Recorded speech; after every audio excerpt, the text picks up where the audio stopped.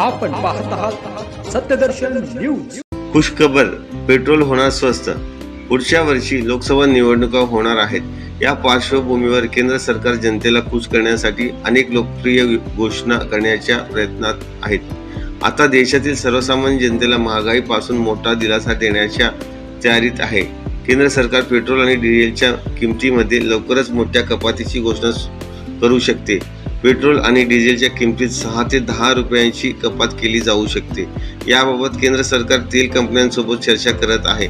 मे 2022 पासून पेट्रोल आणि डिझेलच्या दरात कोणताही बदल झालेला नाही। पेट्रोल आणि डिझेलचे दर अनेक महिन्यांपासून स्थिर आहेत।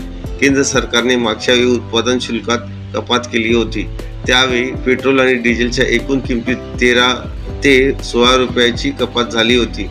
दरम्यान अनेक महिन्यानंतर पेट्रोल आणि डिझेलचे दर कमी करण्याबाबत पेट्रोलियम मंत्रालय चर्चा करत आहेत। याशिवाय तेल कंपन्यांशीही चर्चा सुरू आहे।